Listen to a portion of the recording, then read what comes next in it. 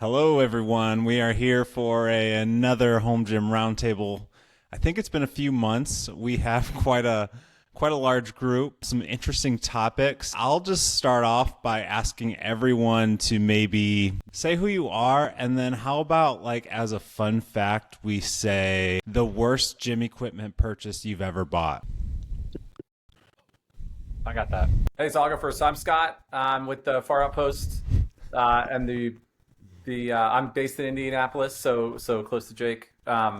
Worst purchase for me was a Titan calf raise machine, circa 2016, 2017. Got it for like $20. They were running a great sale, but it just nobody used it. Sat around, and I would have liked something bulkier or a little more kind of commercial fitness ish than what that was. This is on me. I'm John Reeves III with Garage Gym Life. The worst thing I've ever purchased from my home gym was probably a chirp wheel. I believe, like, I got it, and I believed the commercial, and so I got it. Had all these high hopes. I'm like, this is going to be a magical experience. It was a big day. I wore my good clothes. I was ready. And it was just like, oh, there's nothing. It's just a wheel. It's like every other wheel. I'm like, okay, great. I was like, I spent all this money on this. It's not really expensive, but it's way too expensive for what I got out of the experience. I was like, and now I can't get rid of it. So it sucks. I can go next. I'm Joey. I don't have a cool gym name, so I still need to work on that. But worst piece of gym equipment I ever bought is probably a classic answer. I got some cheap lever arms from Signature Fit, and I just never use them. They scuff up the rack if you try to put them on there. They're just worthless. Uh, Mark, Poker Mark. My worst gym equipment purchase, perfectly topics, a Kabuki shoulder rock. Bought it, all excited about the idea of health. Got it in, realized I didn't have the space in my garage to really swing it the way it was prescribed. Did it twice outside the summer. Said, what am I doing? And sold it in the marketplace stuff. Can't hear you. He's saying, man who parks in Garage 5 saves you at Prime Fitness. I can go. Yeah, my name my name is Dr. Gagel with the Vienna Iron Club Gym. I would say the worst by far was those Titan monolift arms. Just they just got it wrong they're already a hard thing to get right, and they just did it wrong in every possible way. I'll come off mute here. I'm Brad. I'm the founder of Swing Sesh with my wife, Naomi. I'd be lying if I said I bought a whole lot of home gym equipment. We've made most of our stuff selfishly, but I have definitely made a few pieces that I regretted making shortly thereafter. So my first set of spotter arms that came out were absolutely atrocious. So we went through a couple iterations of those before we got to a decent set. And then I did buy a really crappy set of kettlebells, thinking that they would survive out in the outdoor environment, and unfortunately, they were epically terrible. So that's probably the worst home gym purchase I've made. Went to go get his worst purchase. He's still got it. Oh, he's back. What's up, Carp? What you guys going over worst purchases? Yeah. Home gym? Nothing just popping out at me all of a sudden. How about that trap bar you got from Amazon? That's okay. Yeah, that's definitely one. I knew going in with that one. I think it was $109. We kind of had the idea that it was probably going to break, so that wasn't something I was excited about, and then let down. So, but yeah, that was probably one of the biggest POSs I've ever seen. The actual, and then Rory will tell you, he was over here, Rory Ellis. The sleeves actually looked like soda cans, like they were that thin on the inside. I don't even know how they welded two pieces of metal together, because if you ever go check that video when I show you the side view, it looks like they welded a Coke can inside of a sleeve. Terrible. That's definitely probably up there. That thing still comments on the Facebook group. People saying, no, it's a great bar. It really is a great bar. You're wrong. Yeah, I've had so many people reach out to me, and I would just say, hey, man, if you really want a trap bar that bad, just go get you one of the $60 ones that's a closed trap bar and just roll with that. Like, I'm afraid the other one will hurt you. Like, at least the other one is going to be still all the way around. So even if they lie about the weight capacity, you're going to be way safer as long as you don't like drop it on your foot or something. But other than that, I would just get something cheaper, get a used anything else, really. That's funny Well, we don't how all people have build access a. to 800-pound deadlifter friends, so some of us don't have these problems. I just That think was it's with the funny fat how people. handles too. I think it's funny how people get an emotional attachment to a piece of equipment, even if they haven't purchased it yet. Like they feel like it's. I'm like, what is it, like part of your family or something? And then I say like, it sucks. I've used it. I got rid of it, or for whatever. I used it for however long, and they always come back with, well, if you did this, maybe this was this, or maybe like try to figure out some reason why it was your fault that it didn't work. I'm like, nah, it kind of just sucks. But hey, buy what you want, man. It's your money. Once, cry once. Actually, I just made me think of one. If we're still on this topic, my worst purchase ever was probably the Bowflex 552 dumbbells, because between me and a Oh buddy, yeah. we had 3 separate pairs that broke and were not able to be used. And we didn't drop them. It was just from use because we were, it was college. We were doing curls and stuff all the time. So just from the mechanism, 2 guys using it in a dorm room or apartment, between the 2 of us, we had 3 different sets and they all broke at some point. I forgot I used to own a pair of those. Can I change my answer? Yeah, I agree. Well, That was a lot of people did. yeah. Never mind. Yeah, that was my worst purchase. Broke immediately. And back then, I think they were like $700 back then. They weren't the $200 or $300 like they are now. All right. Is that everybody? Except for Jason, who's struggling down there in the corner. I'll throw in mine. I think I've had maybe worse, but the ones that come to my head are sandbag kettlebells. So like heavy 50-pound sandbag kettlebells. Pretty terrible. Those are just all right, let's move strongman on throw to- bags in the waiting. I wasn't gonna say yes, it. I exactly. wasn't They'd gonna be say good it. for throwing. Let's go to a topic. So, first of all, there's a lot of people here. Basically, everybody who's usually when we do this, there is like 2 or 3 people who drop off at the last minute for whatever reason, and we had a lot to begin with, and no, it's not a terrible thing. But let's go to a topic. But what I was trying to say is, don't feel like you need to. If you don't have anything to say, don't feel like you need to say anything at all. Name a company within the gym equipment space that you think it has a bright future, or somebody that is going underneath the radar right now. I'll throw one out there. GetRx. I've been impressed with their new 3x3 options. Historically, they've had sort of like weird hole spacing and different bolt sizes depending on which part of the rack it's doing, and they're now getting into more of the erector set style, and I think that's going to do them a lot of good for getting kind of out there more in the home gym community. I can talk on this one, but it's a very selfish chat. But as Swing Sesh, I feel like we've got a lot of room to grow. We spent this entire year doing nothing but just trying to keep up with orders, and then we're expanding this fall.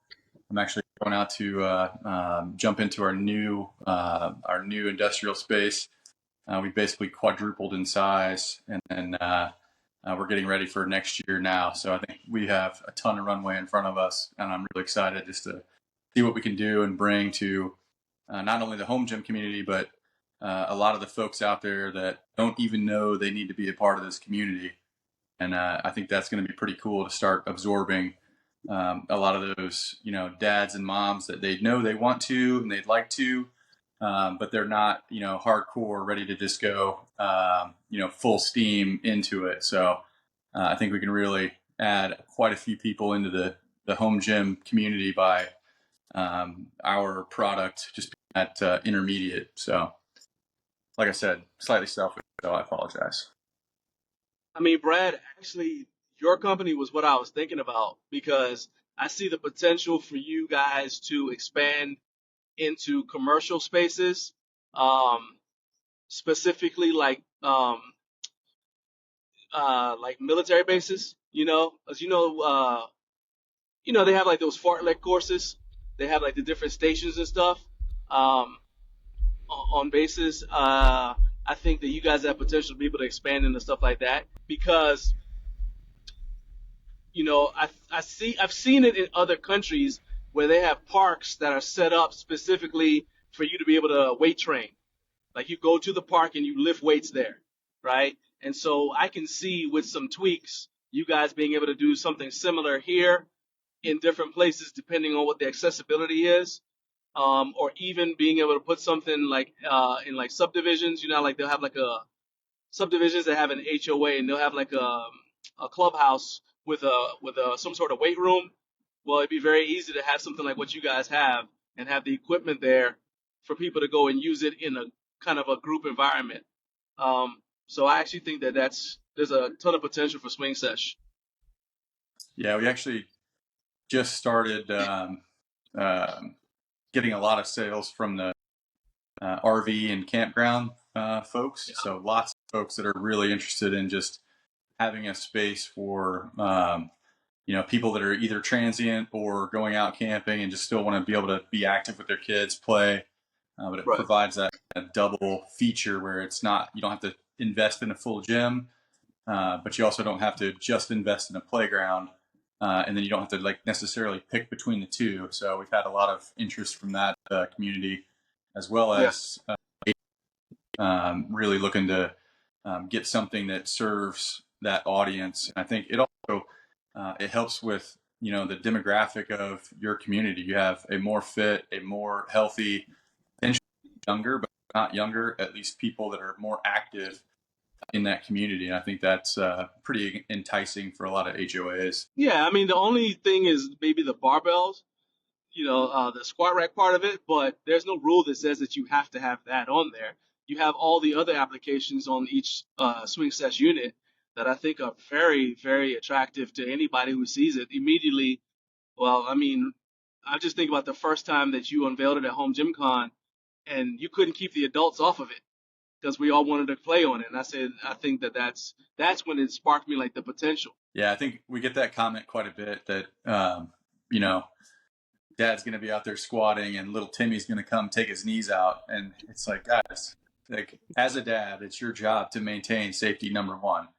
So you think that little Timmy's going to have issues today, then don't do it.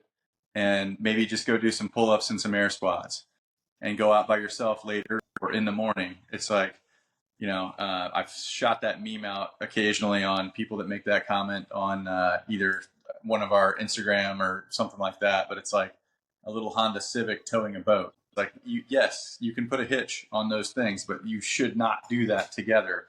So just because you can doesn't mean you should or you have. And I think that's an interesting thing. Is just because you can does not mean that you have to. So yeah, it's we've proposed a couple of solutions for RV parks that would have like a checkout type system. So they can check out a barbell, check out weights or kettlebells or things like that to go along with it. And that way now they've got some sort of, who was there with what at what time, a type of thing. So yeah, nice. It'll be interesting to kind of how this evolves over time, but I'm pretty excited about it. Another company, I can't say they have a bright future because I just encountered them, but I can say Iron Bull Strength. I just got their rack. And I've only had 2 workouts on it. I like it. I actually like it better than a lot of the other racks that I've tried this year. So the reason why I can't unhesitatingly say they've got a bright future is because I'm waiting to see like what their infrastructure, what their order fulfillment and all that kind of stuff looks like. But to me, they're off to a good start. They got a big booth at Home Gym Con. They told me that they've got a bunch of stuff. By the time they get to Home Gym Con, I'm excited to see what they'll have because they told me they've got a bunch of. So like the rack they sent me doesn't have like a functional trainer attachment or anything like that. But they said all that kind of stuff is in the works. They're just trying to take their time and make sure they do it right, which to me is another signal that they've got a bright future because they're not just throwing it out there because everybody's doing Smith machines. Let's do a Smith machine. So I like that. I was really impressed by Mayhem's strength at Home Gym Con. I see, Jake, you have those bumpers behind you there. And I'd say Nicole asked me about those every 2 or 3 weeks. And I've never had any equipment she's wanted me to get for the gym. And so that spoke volumes to me just because they were so easy to handle. And I'm a deep dish guy, and they did the deep dish plates right for every increment. Like each weight is right. And I have the Rogue deep dishes, and yeah, the 45s are really nice, but after that, they're just plates. And so I was blown away with their quality of plates and also just all the fine details that make it a good user experience. I think I'm not sure if they're like they're a future comment, because I think they were big, just they weren't big in America. But I was trying to get chromes from ATX, which is another one that has a big booth at Home Gym Con. I was trying to get chromes from them pre-COVID and could not. Like, I just couldn't. They were in Australia. You couldn't get it shipped. It was just going to be a gazillion dollars. Then you're going to have to find some middle person to do it for you.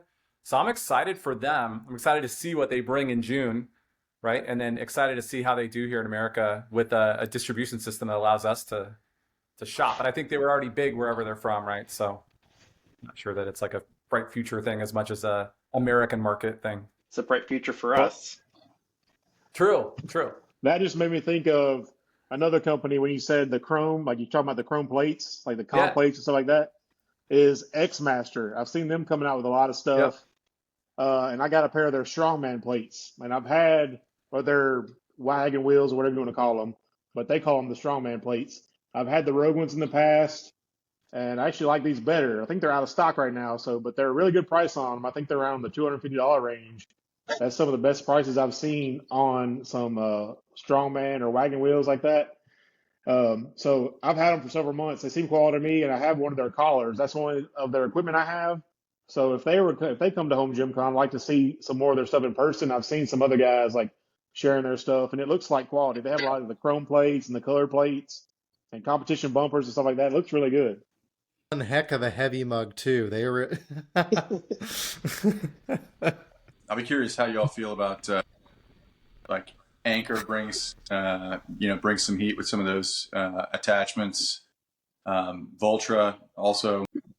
Those are really interesting to me, just from what they can do inside of a singular attachment with the haptic feedback and the various weights. Kind of the quick conversion to whether it's eccentric or not. Just lots of options there. I know it's kind of a digital space, a little bit different than kind of the standard home gym, but it's pretty exciting stuff. I think if Voltra can get their price cut in about half, they're going to see a lot more uptake. I think they're just a little bit too expensive relative to free weights right now, but they're one that I'm definitely watching. Yeah, and I was gonna say, and I think Anchor's coming out with a Pro, so like that might be a good middle ground. Just happy Voltra stayed off a subscription model, and they're continuously doing software updates. And I don't know, I'm a bit I guess coming to a home gym, the idea is I don't pay into a service, and some companies do that, and that's fine. That's how they were able to get by, but they continuously do updates on the product after you've paid, and that's it. And I think that customer level of giving it back to them, I think that's great. And yeah, I agree with you, Joey. Like it's just a steep buy, but I mean, at least they're still improving it after you own it. Yeah, I had high hopes for like Tonal and Peloton and kind of like the more connected fitness type offerings. And I just feel like, I don't know, my gut is that those have kind of run their course at this point, especially when, like in the Peloton case, an instructor would leave and everyone would lose their minds, but they would just go start putting free stuff out on YouTube. So now you can just do it without the subscription anyway. But man, Tonal was one of those things where there was a while where I was thinking, you know what, I'm taking my garage space back. I'm just going to buy a Tonal, throw it on the wall and see what happens. And I'm kind of glad I didn't now, because I would have a couple, 100-pound screen dark hanging on the wall with no content. So yeah, I had high hopes for those. I think that things like Peloton and Tonal they're home gym stuff, but for me, they're more like for people who live in like the city. They got the studio apartment. They don't have room for a bunch of stuff. Like my uncle and aunt have it's a very, very tiny space in their basement, and they are prime candidates for something like that, or like the mirror or something like that. Because I mean, yeah, they're into working out, but they're not interested in having a setup like any of us have, right? And also, it's for them, they're not going to go do the research to go find out, like which programs they like and all that kind of thing. So it's kind of like a one-stop shop. I can just throw this right in here and use it and be done with it. Um, and then they also still have they feel like they still have the option to go to a public gym if they want, and they've got the disposable income to be able to pay for it, because they're paying for that instead of a full gym full of stuff like we have. So I think for them, it's for people like that, that's like the target demographic. I think that it's maybe not going to it's not going to spike like it did in like around COVID time, but I think they'll always have like a core group of users who don't really have the time to go, or even the inclination to dedicate an entire room to that stuff. Yeah, no, that's great. That's great. A great point of view. And then that leads right back to, if they don't have the massive influx of new subscribers, then do they have the capacity to then add stuff, right? To like continually update the software and add whatever new needs to be added. Yeah. Yeah, no, that's a great point. All my friends that have it are 1-bedroom apartment, big city people, right? So yeah. Yeah. And I think also a lot of it, to your point, is like the gift and the curse for them is, I think they rely a lot on the instructor building a connection with the people who are their subscribers, to the point where you're not showing up for new stuff, you're showing up for the instructor. Well, if the instructor leaves, then there's the tremendous temptation to leave and follow that instructor to, as you said, YouTube. So, like what happened with, like Tony Horton left Beachbody, or whatever they call him, Body. They call themselves Body now. He left and he started his own thing. So a bunch of people who are not fans of that platform, who are just fans of his, they're going to want to leave and follow him, Yeah. Yeah. Good stuff. I think not that they're off the radar, but Darko, I've been really excited to see like what he's been coming out with lately. Like, yes, thank you, Carp. But the new spotter arms that he's been kind of previewing look really cool. I think that's going to really get a really cool market, like the ability to just drop them down like that, which is something is different. I think is really cool. I think the 3D printed been doing as well. A few people have been doing it. I think it's really interesting. I don't know. I'm waiting on. I have a double dock on the way, and I'm stoked about that. So maybe because he's on Rogue now, maybe he'll get to a bigger audience. Hey, code Carp will cost you full price at Darko Lifting. We got to get 2 more MWPIG5s in here in the next hour, gentlemen. Let's pick it up. See, I'm trying to figure out, how do I have better service, and I'm in the back roads on stuff, than people who are at home with their router. I probably shouldn't have said anything. Now it's gonna just take a nosedive. It's gonna say you're gonna jinx it. I don't know. I should move closer to my router. So far away. Or just move the router right, closer to your gym. I think I have a good one. I think specialty machines are pretty high end. I'm going to go with a couple of options. So number one, Temple of Games. So he's doing a really good job of like going into the weeds of certain specialty machines and improving them compared to what else is out there on the market. Most of the stuff is pretty cookie cutter. And then I think if Gronk Fitness can do this with their line, I think there's quite a bit of potential for their plate loaded line to like improve and become a pretty solid lineup within the more budget space specialty options for home gyms. Yeah, I'm definitely looking forward to trying Temple of Gains at Home Gym Con. I was just going to say, Jake, don't you have that Gronk Fitness leg curl extension? What do you think about that? Yeah, it's as good as it gets for the money. I think that's a great example. I think the other items they have too have potential too. They have like 10 like plate loaded machine options. Yeah, of the ones I've seen of them, I like the look of that ISO row, the mid row. They look like a budget mid row. It's kind of a smaller footprint. I don't know what the what the range of motion is on it, but it looks cool. I mean, yeah, I think there's quite a bit of potential for companies like that to like PowerTech. I don't know. PowerTech doesn't seem to want to like push too much within this market, but I think there would be a lot of people who would like PowerTech stuff. I don't know. You see like Rogue and Rep coming out with specialty machines. That has to be a good sign, or like cheaper specialty machines for home gyms. So yeah, I think that's, if there are a few companies can really get in the weeds and create some nice home gym versatile. I mean, as versatile as it gets, but still specialized items, they'll do really well. All right. Anything else on this topic? No.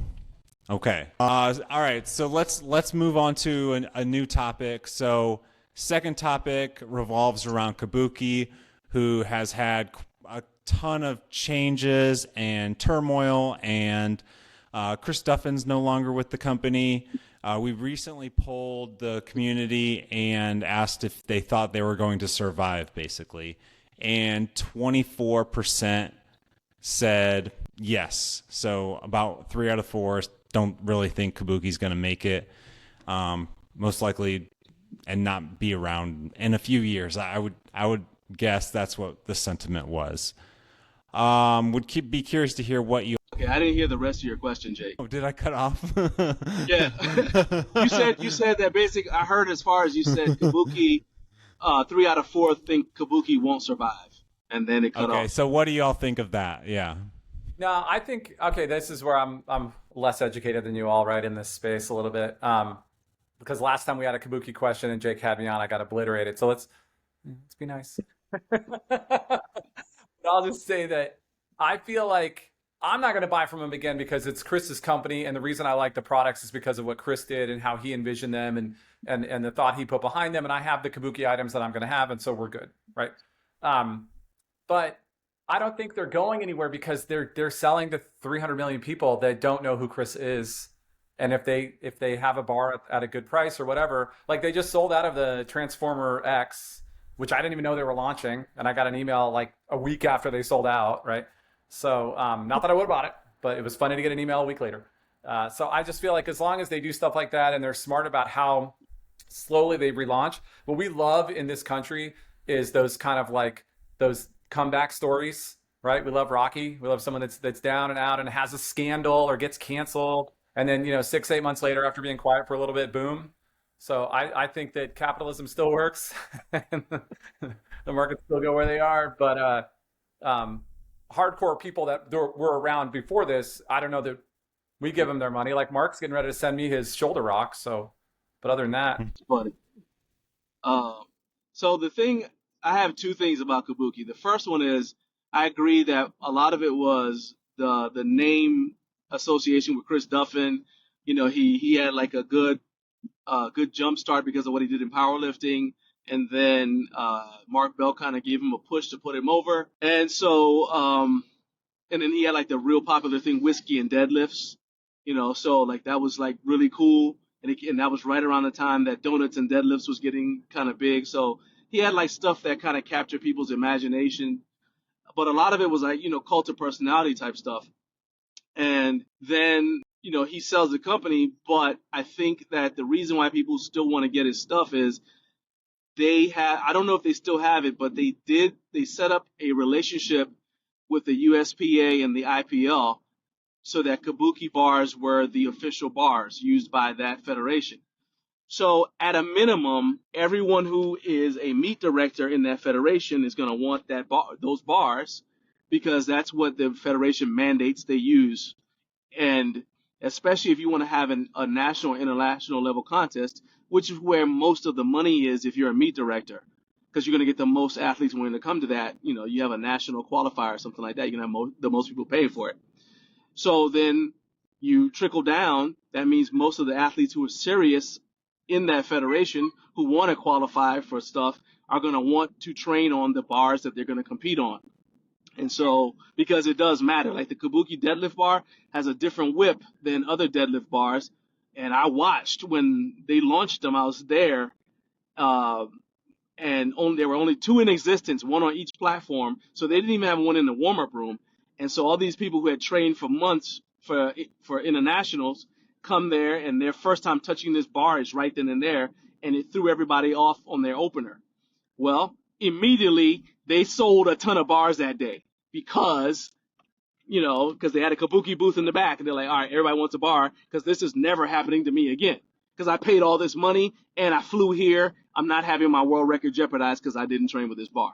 So you've got that built in right there as far as sales. As far as things like the Transformer Bar X and all that, even the Shoulder Rock, which I don't think too much of as a product, I think it comes down to how much they can kind of excite the imagination of the user, the end user. Is like anybody else. Is this a cool thing that you're making? Do I want it? Will it look cool in my home gym? Because there'll be people who will buy it because it looks cool. So I think they have potential to survive, but I don't know if they will. Those are the reasons why they'll make it if they do. I think Spooky's going through a bit of an identity crisis right now. Like, they've gotten rid of a lot of their higher end finishes, which is what they were known for, in addition to the designs of Chris Duffin. But they're still selling the Transformer X for $800. But the initial views on it that I've seen is that knobs are breaking off. It's got stickers that are just going to wear out after a couple of months.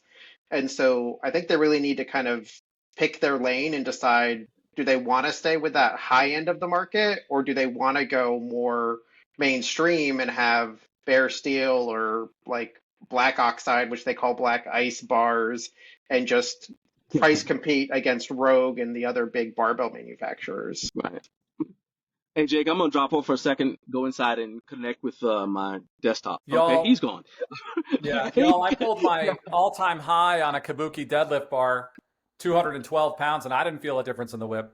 So I don't know what you guys, it felt Did like you a say stiff 212 pounds? Yeah. Is that kilos? Not make Is this that laugh. kilos? I've been trying for hours. Hey, I'll be right back. I'm going to get on my desktop. Scott, you got to try the American barbell deadlift bar. Even with like 135, that thing's flexing. Yeah, I've been pulling with my wife's Bella. It's working. A lot of whip on that Bella. Are we good, or are we waiting for John?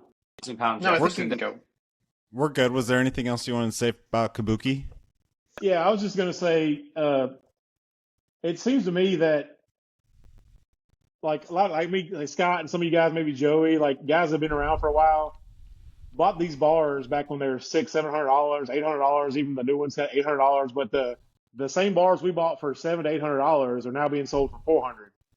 And it makes you think like, oh, so all along did I buy a $400 bar and it was just great marketing? And Chris Duffin's he squats 2,000 pounds for reps and all this kind of stuff. Like, is that what it was? Or was it? Because it's the same bar now that they're selling for $400.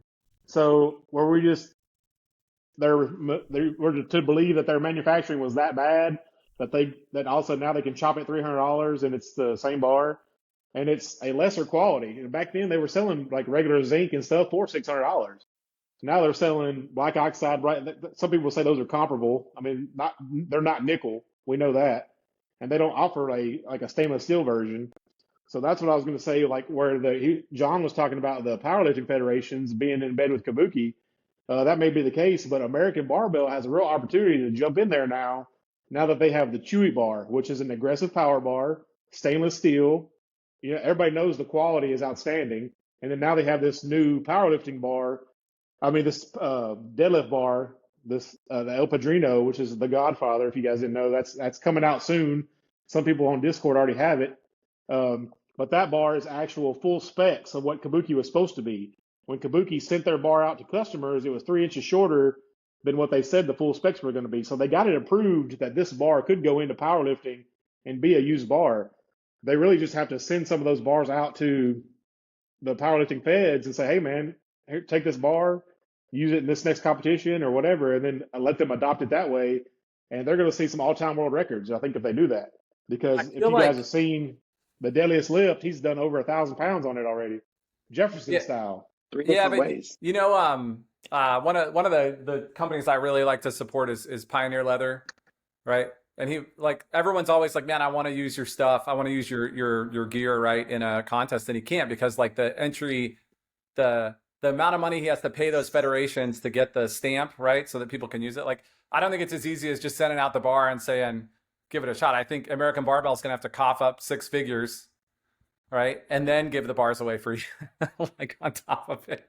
So are they in a position to do that? But I'll say one more thing real quick before we jump on, Jake, because Carp made a great point that drives me nuts. If you all knew what I had to do in my marriage and as a dad and as an employee of America to get this LP2 at the height of the prices, and then what has Rogue done and all these other companies since then? Like a different version with more options, cheaper, and then the next year a different version with more options and cheaper. And so not only can I not get rid of this to go to like a CT1 or something that has more options to it, but I thought when I bought it, at least I could get out of it at some point if I needed to. I'm gonna have to leave it with the house now. It's staying with the house. You got to That sell and it to those a Kabuki commercial bars. gym. Leave the Kabuki bars. Okay, what about on the Garage Gym Reviews Facebook group? It seemed like half of the complaints or half of the comments were about the rep reward system switching. I wasn't entirely sure what the rep reward system was, and I'm not exactly sure why there so many people are upset. But could somebody explain like the fiasco and maybe Give what it it a shot. ultimately means? Yeah. So Rep has had loyalty rewards for many years now. I think the very first purchase I ever did with them came with loyalty rewards. And basically you got like 5% value for whatever you purchased as points, and then you could use those points on future purchases. So the idea was give you a little bit of cash back, but also force you to keep coming back to Rep for more and more stuff. What they're switching to is a discount at the time of purchase, but it doesn't kick in until you hit $5,000 in total like shopping cart value. So now if you spend $5,000, you'll get 5% back. I think if it's like $10,000, you get 7% back, and maybe $20,000, you get 12% or something. And I think people are upset because, maybe you do one initial big purchase with Rep, but then you're doing a lot of smaller purchases and the points would kind of build up and you could use them. But now you're going to miss out on any of that cash back without just constantly doing large purchases, which most home gym owners aren't going to be doing. It's also just not about loyalty anymore. It just becomes a bulk discount if you are a first-time buyer. It's not loyalty. That's just a buying in bulk discount. Loyalty would be something that you're going to get after the fact and then continue to come back for, thanking you for continuing to make small purchases. Really, let's be honest here, the bulk of what a lot of their sales is like you're going to have people buying a bench here, you're going to buy a bar here, you're going to buy plates, and that kind of loyalty of like brand loyalty, which is what they want, what they're trying to build. You need to have things like that, not switching to just a bulk discount instead, which really discourages a lot of us from thinking, oh, okay, I'll go back to this because I can get some points for this, and maybe I accrue some points and use them on something. I don't know. Is Joey, anyone? I feel like Okay. Joey, I feel like because I didn't know the dollar amounts in which the percentages kicked in. That sounds to me more like it's geared towards like gyms, like commercial gyms, because I mean, you get the first percentage maybe for someone outfitting their gym, but you're going to be a Rep diehard fan if you buy that much product to be able to hit it. And maybe that's their expansion. They're trying to get more involved in more training facilities or things like that. Because I could also see maybe from an accounting perspective, this component of, okay, we'll have tiny little discounts across thousands and thousands of people. That's not really a good marketing decision for how we're going to get larger streams of revenue. We'll just pour into larger settings and they'll have deals that way. Because how would that, let's say university outfits with Rep, like how are they going to know where all their points are? Like what does that even mean to them? But if you do a bulk order discount, that's completely different. Could some of this be like, could some of this be one of those things where they got so big so quick? Like when I found out about Rep in like 2017, 2018, they had a clearance section in Denver that I would drive down to, and I would get like dumbbells that were off by a pound, but you'd save a ton of money, right? And now they're just everyone, because they were like kind of the second biggest, right? Maybe over the last little bit, right? And so is it a situation where they've got so many people that have made so many purchases with so many loyalty points that their accountants looked at it and said, hey, if everyone cashed in their points this week, you'd be bankrupt twice. And so then they had to switch. And I don't know if you guys have ever had I had enough airline miles from a job a few years ago to fly my whole family to Fiji first class. And now I've got enough to just fly myself coach from, Indianapolis to Noblesville, right? All the way in the back of the plane. It's like they've just adjusted what your benefits are, right? So that no longer covers it. And I wonder if Rep did an assessment because they're big now. And they're like, man, if all 2 million of your clients cash in $5, or it Yeah, could be so shipping and everything else that they don't have the margins anymore. I don't know. yeah, I think shipping's part of it. I doubt that like they have so many points out there that they would be bankrupt or anything, but depending on exactly how they account for those points, that may count as basically like debt on their books. So they have to kind of pretend like they don't have that money because they could get cashed in. And depending on if they're trying to raise money or do anything else as far as like capitalizing the business, that could require or like it could be beneficial to them to move away from the stored points system to just a percentage off large purchase just because it's easier for them to account for it. Well, I don't think you could actually do that. You couldn't save up like 10,000 points and then buy something for $4,000 or whatever because it limited you to 100 per transaction. So, like, say you want to get a bench or something, you could get $100 off that bench if you had the proper points. But then if you wanted to buy something else, you would have to do another transaction. So that's how I got my sandbags and stuff for free, but I had to do 3 separate transactions. I had enough points in my system to get the sandbags for free, but they wouldn't allow you to do that. So with the free shipping, instead of me able to cash all those points in, they had to ship me 3 different items where they could have just shipped me one in one transaction. So it probably would have fit all in the same box too. So that could be something where the shipping is messing it up, but you couldn't really game the system because you're limited to spending $100 at a time. So if you have 2,000 points, you're only going to be able to get $100 off an item. So, but I've got things like J cups or something that are $100, and you get a free pair of J cups, but you couldn't get like a whole Aries or something with your points. You couldn't didn't save up that way. I think to your point, Jake, on the outrage on the Facebook group, I don't know.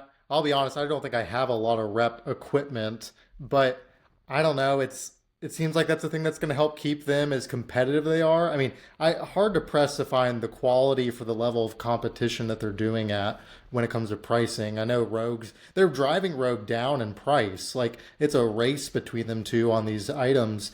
And so we're the only ones benefiting in that. I'm sure these couple dollars in points, maybe that matters, but I think with their functional trainer racks, however much money you're going to save on how much they pulled them down, that's going to outweigh any points you built up. I also think that some people were pretty upset because, just felt like it was a little bit, I don't want to say suspicious, but that they said based on consumer feedback or customer feedback, that was why they went with the change, to change away, which I think in the home gym community page and the garage community page, I think you're talking about people like us that are one person in a garage in a wherever with a gym. I don't think that the switch benefits us necessarily right up front. So I think a lot of them probably were thinking well, who are these consumers that you're getting this feedback from that gave you this much feedback? Was it consumers? It felt is that really it? So Yeah, I think if they were listening to consumer feedback, they would have fixed the problem that Big Carp brought up, which is that you were capped on the number of points. If they just removed that cap and, I buy an Aries and then tomorrow I can get a free bench, that's going to be much better for the consumer, but maybe that's not better for Rep. No, I don't think they could take unlimited discounts on that stuff. If the Aries is pretty close to what it costs them because they want to get as many in the hands of the consumers as they can, and someone comes up with a $500 off coupon, I mean that's just devastating for a smaller company. You're right, Scott. I think they're in that middle ground where they're a middle ground company. They're right in that spot. They're not big enough where they can have these loyalty programs like we see mega corporations have, but they're not small enough to where their consumer base is very direct to the person, very first name basis type of way, where you not concerned about how many of those dollars are occurring. But I think there's just that growing pain.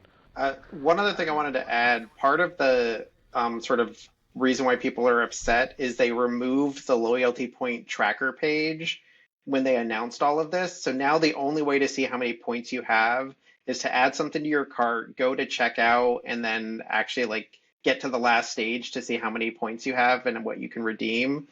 Um, but hey, it worked on me. I forgot I had rep loyalty points, and so I bought a Right. couple of those sandbags this morning. Doesn't that feel like intentionally deceptive though? Kinda.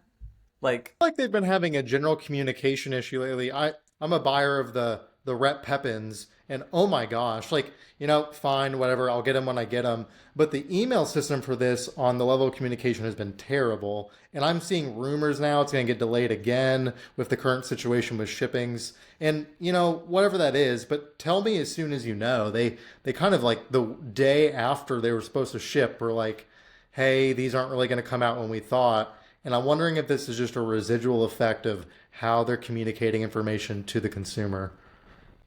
I remember You the guys think exact this same is thing go at ahead. SB launch. This is a symptom of growing pains, like they're overextended. I That's what think it sounds like to partially. me with the lack of contact. Like the person who was supposed to send that email didn't get the doesn't know that they're supposed to send the email. I thought you were going to send it. I'm already doing these other 75 things. And we're growing and we've made these promises and we have these plans to scale up kind of ahead of our skis. You guys think that's what it is? I think it could be. I know when the Pepins were delayed, they said that they didn't want to send out any information until they had like a new concrete date that they were confident they could hit.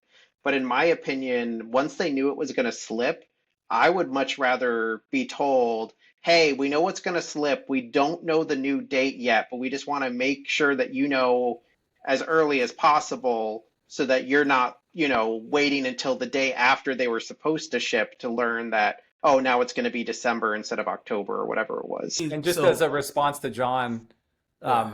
so in order to add something to a website, you could forget to add something to a website, right? But to take down the rewards page, if you forget, it stays there forever. Like you have to remember to take down the page, right? So I don't know that that's growing pains as much as they wanted the page taken down. Talking about the lack of communication in terms of Hogan, what Hogan was talking about, Yeah. right? Because like to me, it's like I personally, because I'm a pessimist in some ways, even brought the Pepins to Home Gym Con until I knew I had at least some in the warehouse.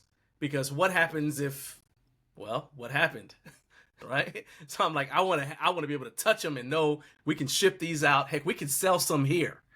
No, or they may have felt like, hey, there's Newbell and all that. We have to like do something. It just feels like they're trying to keep up with multiple different parts of the equipment industry, and you can't fight on multiple fronts, at least not effectively.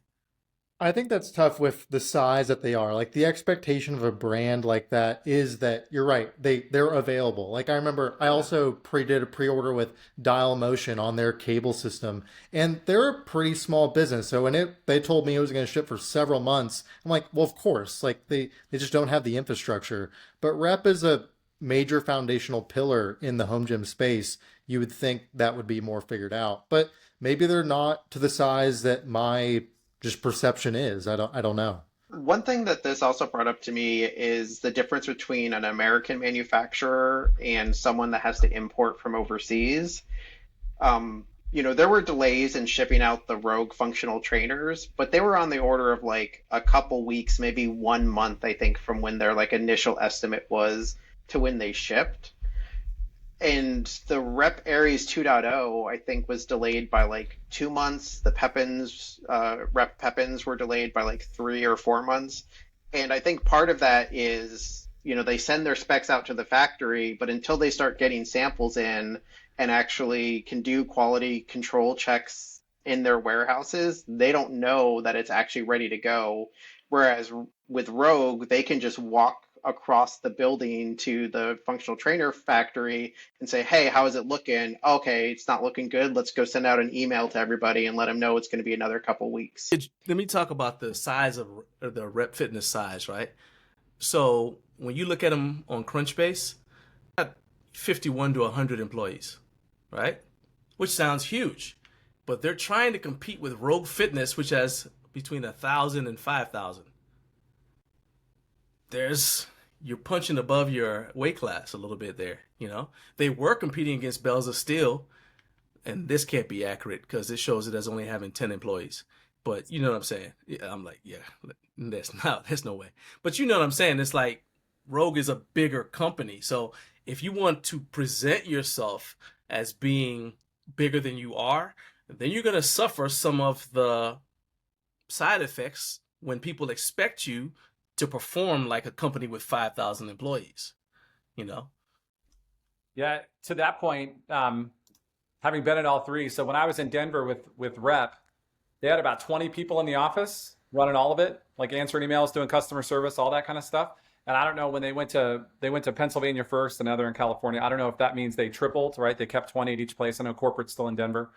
When I went to Bells of Steel, which Jake probably better, you've lived here, right? I've lived here for 2 years. But when I went down there to get some crash pads, which are holding this computer up right now, I swear I saw 2 people. Yes, Cat and Andrew. I was like, this is bare bones. I think they have like 75 though in Canada. Yeah. Okay. Yeah. Because I was like, John, that might not be that far off. Yes. They can't both take lunch at the same time. Y'all are silly. Let me ask you this question. How do you think do you think they can bring it back? Because I'm actually curious about this topic. What do you think Rep could do to kind of repair this? I think it's just like Kabuki. I think there's so many more people out there that haven't looked yet, and they're going to price, Rogue versus Rep versus Titan versus Bell. They're going to price all those out and decide what they want, just like I did, years and years and years ago. There's just more of those than there are the 8 of us on this call that and I'm kind of like Hogan, right? I've got a garage full of Rogue, except for the dumbbells. Those are Watson, right? But everything else in here is Rogue. I don't understand what it would take to get me to move all this and change to Rep. But I think a new person that only has a couple $1,000s, right? They're going to give them a shot, and they're not going to know any different. Because when I first bought my first Rep product, I thought they were a Colorado company making the stuff in Colorado. Devastated when I got down there and found out that there wasn't like a foundry out in the back of their, back of the lunchroom. So, and people in Connecticut that are buying, or people in Texas that are buying, they don't know it's an American company, right? Right. You buy Rep. So Yeah, I think they can just wait it out. Like in 3 months, 6 months, people are going to forget about this and be on to the next outrage in the home gym community. Let's have Jake fly out there and do a roundtable. Yeah. I mean, there's historical evidence to support that that'll work. Loyalty gate. Just in the It's just in the Rep. Sorry. You mentioned kind of the customer education. That was piece with- good, John. I was just gonna say, just in the Rep realm, it reminds me of the free shipping thing they did like years back. They used to have videos on the internet saying, "Oh, we never shipping always costs something. We always charge shipping." And back then, you could even get a better deal by doing freight shipping at that time. Because I bought dumbbells and things like that, and once you got to over 100, 200 pounds on your pallet, it was like $150 R&L shipping, and they delivered it on a pallet. And then they came back and said, "Oh no, we're going to make it all free shipping now." And then if you had screenshots like the loyalty program, if you had screenshots of FB 5000 used to be $149, now it's $379. Obviously, you combine the shipping in there and made the price higher. But for a new person, they have no idea that even happened. But these guys that are around, like, hey man, I paid $150 for my bench. I bought weights and something else, and it all came shipped $150, and I bought 4,000 pounds of weights and rack. So that did blow over after a while, and the people that are new to it now just think it's the same as Titan or Fringe or these other companies. But people that have been around are like, hey man, like this doesn't seem right. And so that's kind of that kind of reminds me of that scenario when they did the free shipping to now we charge shipping all the time. Now we have free shipping, and there was a kind of an outrage on that too, especially if you're going to do that. And then they like y'all were saying, they have that 5% tier discount now. I'd like to see it if they go back to the same program and unlock the point limited. So I'm not saying you have to give stuff away, but 5%. I mean, people run coupons all the time for 5-10% off. So it's not crazy to think that you could build up points at a 5% click whenever the other companies are doing flash sales and all these other things where hey, buy now and you get a free bar with it and stuff like that. All that stuff's going on right now for other companies are doing that kind of marketing, like daily flash sales or 20% off, and then it goes back to regular price, but for that week it's 25% off. So those guys can come in and buy those items. So I think that's what I would like to see if they do that. But it probably will blow over because there's always new people coming in. But it reminds me of that situation. What about Brad? Come on, Brad. You were talking. You got like steamrolled there. Too many excited people. Well, yeah, it's more of a this is tough because you guys are all speaking from the consumer perspective, and I bring a different side of the fight here. So, just an interesting perspective. But customer education is a tough nut to crack, right? How much money do you want to spend on that to educate them about the product and why it is as expensive as it is, or where those costs are?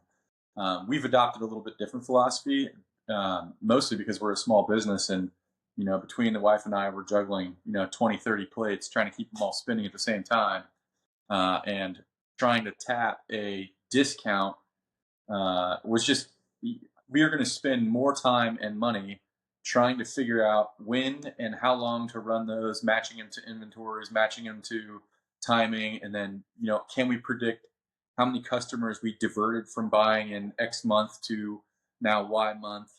And it just doesn't make sense from our perspective.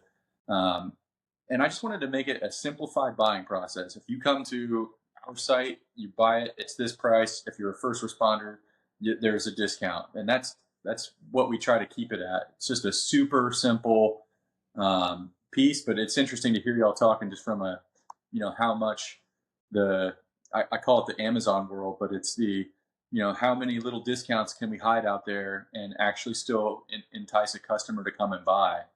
So, and that's a tough thing, especially for new businesses. As they start, building in.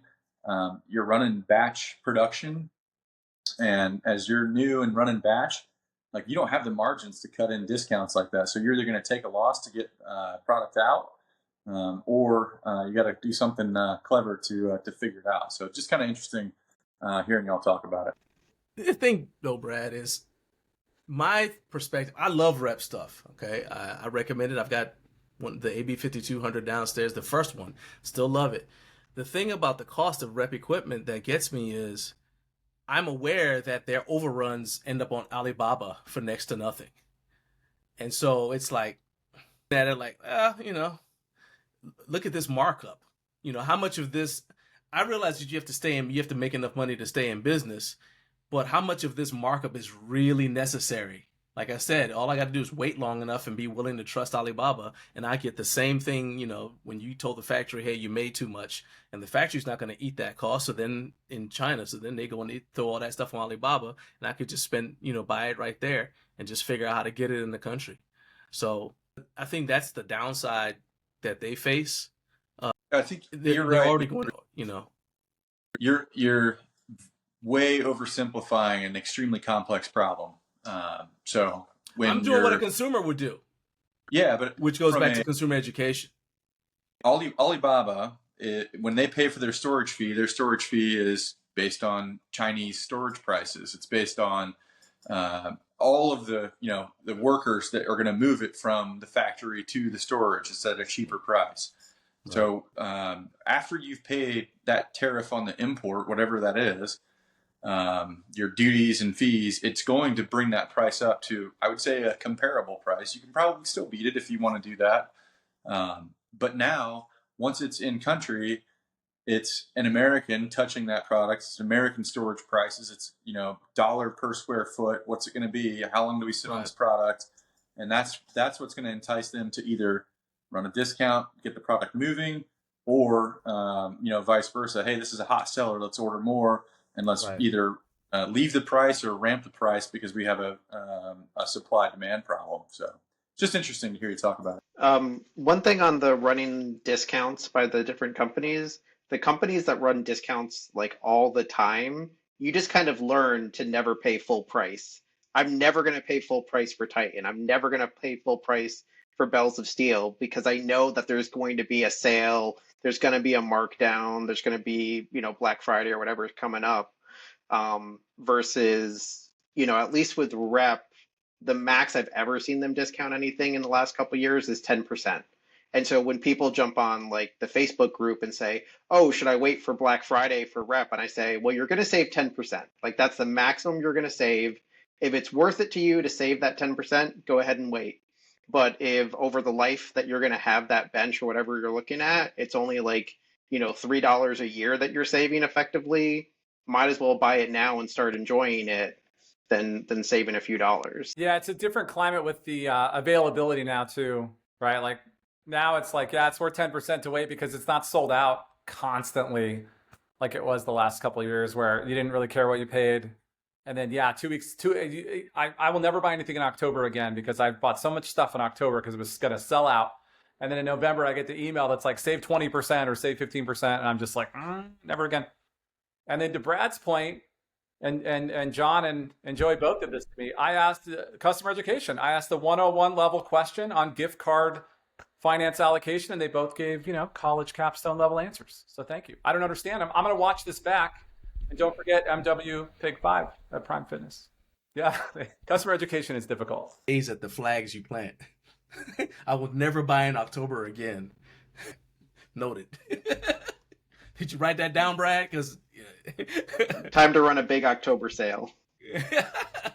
Yeah, I we'll got get a it. giant property. I don't know what Brad wants to do over here, but you come over and look at it. You might be able to find something. We'll talk about how long things last in Indiana humidity. it had to be when you November. That's forever. You forget, I grew up in Noblesville, so I've been a little bit of everywhere. Nice. My goal is just to make Jake just have to edit all night.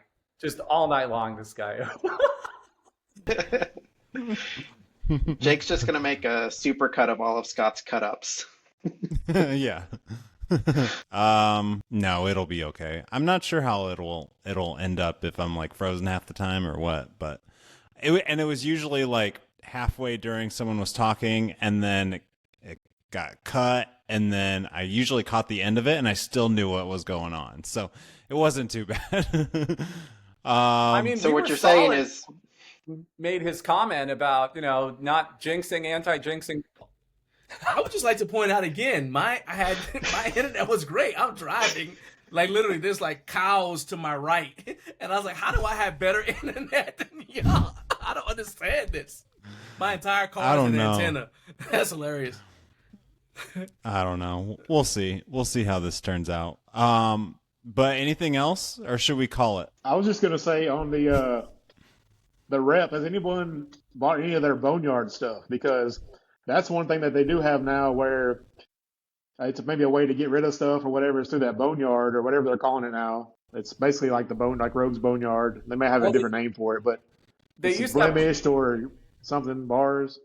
yeah, they used to have clearance Graveyard? in Denver, so you had to go down and get it in person. You couldn't get any of it shipped. You had to go down, knock on the back door, and walk through the warehouse to get to it. And then they had like it looked like a nightclub. They had like the red velvet ropes around a section, and in the red velvet ropes was usually just me and Seth Fascinating. Walker going through all the stuff. But it was never like I always feel like Rogue's Boneyard things that I've purchased have been like it fell off the machine while getting lathed or something, and it had a scuff or it had a double track knurling or something.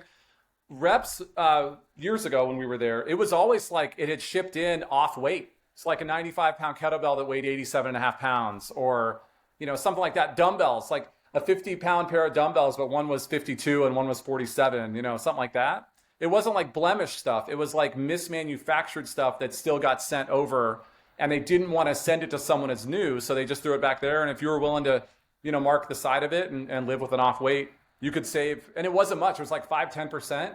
So to Joey's point, you're going back there looking for a diamond in the rough, but not many people are going to pay 90% of what a dumbbell costs when it's way off like that. I'm assuming that's what it is, Carp. Are you DMing me? I'm on a podcast. You sent it earlier. I just saw it. I just saw it. It just popped up. Busy. Come on, man. All right, well, MW Pig saves 5%. I'm going to hit the stop button.